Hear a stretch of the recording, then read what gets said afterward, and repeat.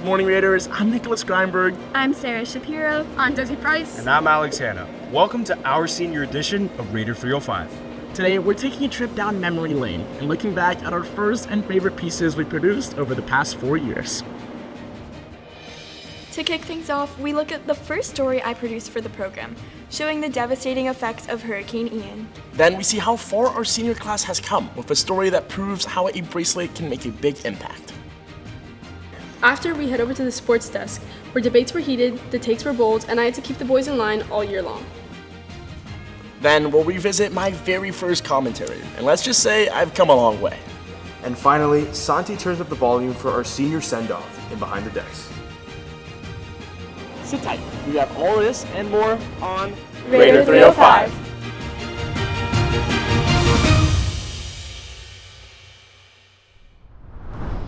Sarah, we've really made the best of our time here in Raider Vision. Yeah, Nick, I still remember my first story. Covering Hurricane Ian as a freshman was a huge responsibility, and it taught me the importance of reporting with purpose and heart. Oh, I remember that story. Let's roll it. I'm here in Fort Myers where Hurricane Ian ripped through this coastal town, destroying homes, businesses, and more, leaving behind a community in shambles. My whole livelihood is gone. I've lost everything. Washer, dryer, air conditioner, hot water heater, furniture, all the clothes I ever owned, everything's gone. I got like 4.5 feet in here. I was pushed in, there was no way to get out, so thank God I had life preservers on.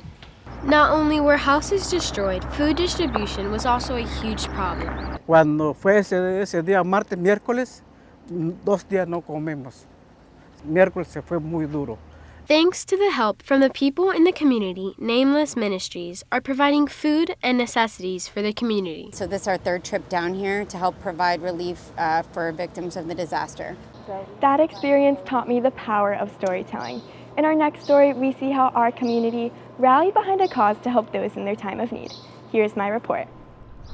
The ongoing conflict in Israel has taken the lives of tens of thousands of people and affected many more. High school junior Eden Soar is working to make a difference. I felt bad watching it from afar and really felt like I needed to do something to help and couldn't just go on with my life while people were dying everywhere. Born out of grief but fueled by hope, Eden created Beads for Israel, a nonprofit where she hand makes each piece of jewelry and donates 100% of the profits to an organization called Brothers and Sisters for Israel. Some of them say bring them home, some of them say free them now, stand with Israel. They're all just different positive designs for people to wear, and they can look on the site and pick what message they want to convey to others. Eden's plan to take action could not have been possible without her father. Just days after October 7, he traveled to Israel and connected with organizations she could support. This organization that's called Brothers and Sisters for Israel impressed me the most. I told the story of this organization. For Eden, it was a connection. She said, this is a place where I'd like to contribute in my own way, and that's how the connection was formed. It really was one that I felt was making an impact and helping in a huge way through food, supplying hostage families, and helping with everything that people needed help with. What she's doing isn't just activism. It's a reflection of her faith. So I think one of the great things that Eden's doing is she's bringing love into the world. By doing so, you can improve the lives of other people. It makes me want to just continue and raise as much as I can and make as many bracelets as I can, and really going to make an impact on people that are part of my community that I care about. 2 years later, and just under $14,000 raised, Eden's bracelets are more than beads. They're symbols of strength and hope. Her journey proves that with heart and purpose, even a high school student can spark real change. For Raider Vision, I'm Sarah Shapiro, reporting. Desi, I can say this without a doubt that our class has set a new standard for storytelling. And not just storytelling, Alex, I can't think of a more skilled weatherman. Let's see you bring on the heat.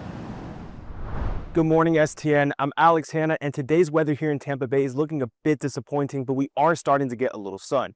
Right now, it's around 71 degrees, climbing to a high of 76, with lows dropping to the low 50s later that evening.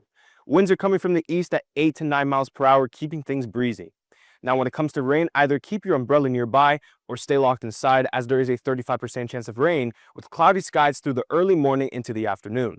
The UV index peaks at a moderate 5 around midday, but with the clouds blocking the sun, aside from this brief respite, it looks like I won't be getting that tan that I was looking for.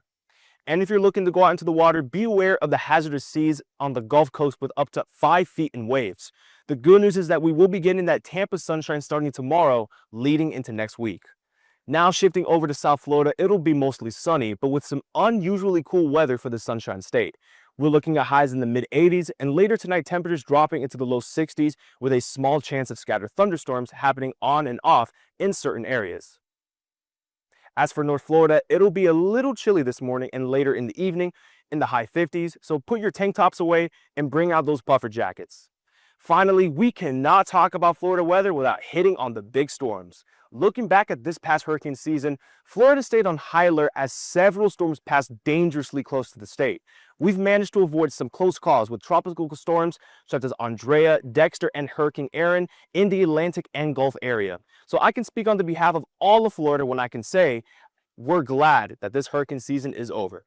Well, that's all for me, and enjoy the rest of your day. And don't forget to keep on shining positivity. For Raider Vision, I'm Alex Hanna, reporting.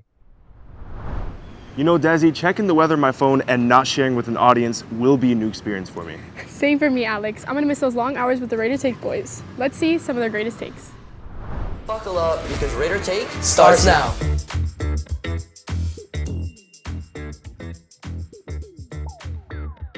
Last night, I was about to go to bed. I was like, you know, be absolutely lit a 1v1 king of the court with every single player in the NBA. There's only one right answer, and if any of you say anything different, you're wrong. This is about to be the worst answer ever. I can predict it. I can foresee it. I'm like a prophet. The 7'5" Frenchman himself, Victor Wembanyama. I call it. Bro, he has no muscle. He's built like a skeleton from Minecraft. Kevin Durant. Yeah, you guys can't beat me. I get it. Kevin Durant would probably win it. Just considering KD's like him. KD's like a wither skeleton. He's like a Minecraft chicken jockey. So we'll see you as a first round exit, and I'll see Wemby in the championship. No. Believe me, Nehemiah Skata will bring back the hardware. My leading player is Kingston Flemings, getting paid NIL, by the way, $1.7 million a year to drop 16 and 5. I was wondering, if you dropped us 3 into a varsity football game and gave us 10 carries, how many yards do you think you'd get? Personally, me, I think I'm just getting a straight 10. I mean, I'm gonna get the ball handed off to me. I'm not that strong, not that fast, so I'm just gonna dive. Hope for the best, maybe get 1 yard, sacrifice my body, but that's what you gotta do in football. That's the worst take I've ever heard in my life, okay? Me personally, 1 take, 20 yards, okay?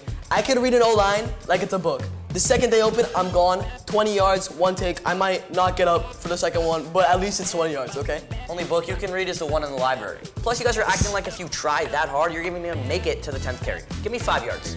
Backwards.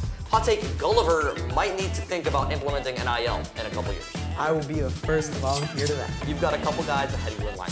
Don't get ahead of yourself. That's it for us. We'll be back with more sports news, updates, and debates next time on Raider Take. Desi really brought those debates to life this year. Don't you think, Nick? I agree, Alex. It was lovely seeing her vision come together for every show. For sure. And how can we forget about our commentary legend right here? Thanks, Alex. But trust me, my first commentary was nowhere near the level we're at now. After the break, we'll take a look. Stay with us.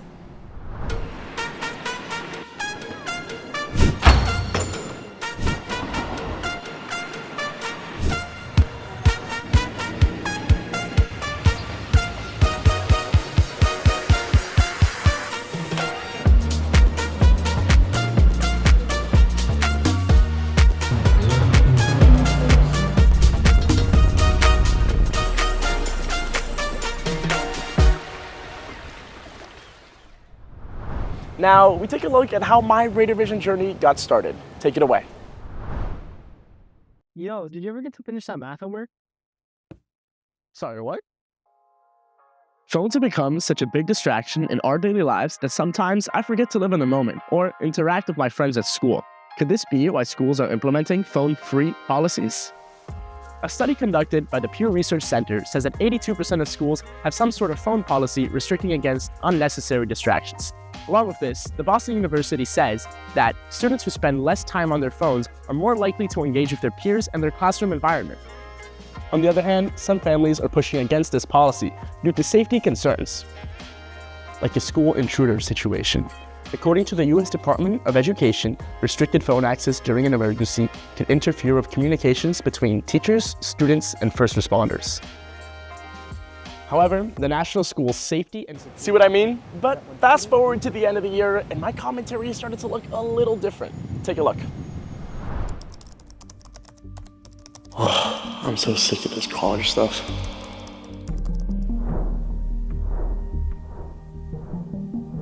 I'm not finishing this by tonight.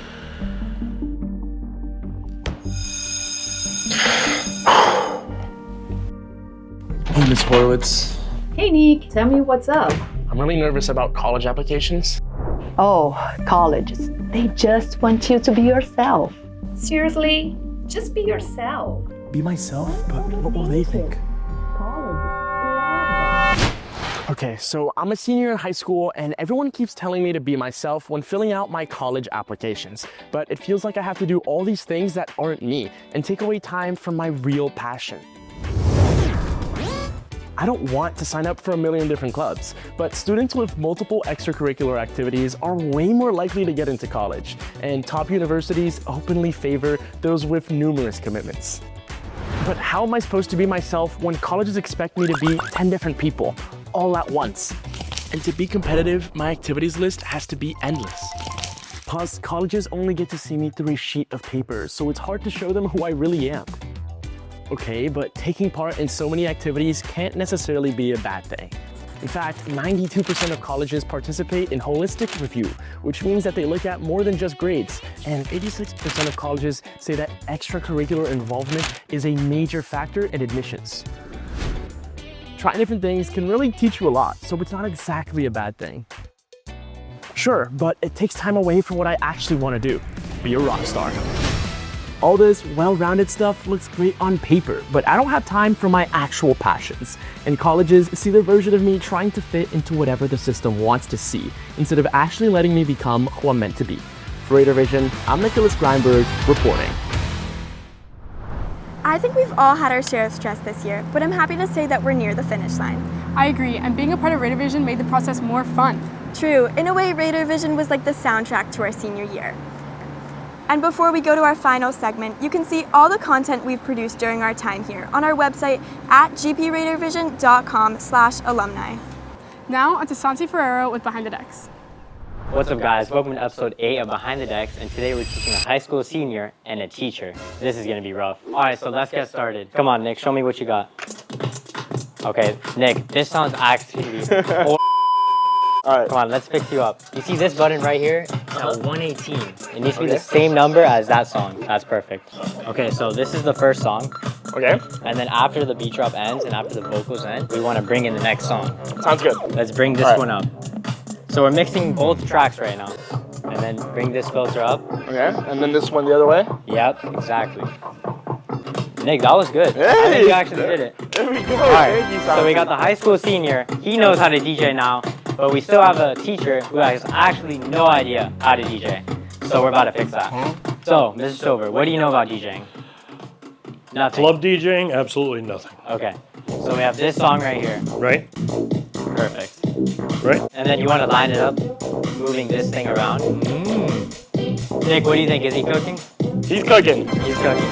And now the high school senior and the teacher are certified DJs. Nick, what do you want your DJ name to be? I think I'm gonna have to copy you and go with Nick Music. What about you, Silver? What's your DJ name? DJ OG. I think they're ready for the club. Let me know in the comments if you think they're ready.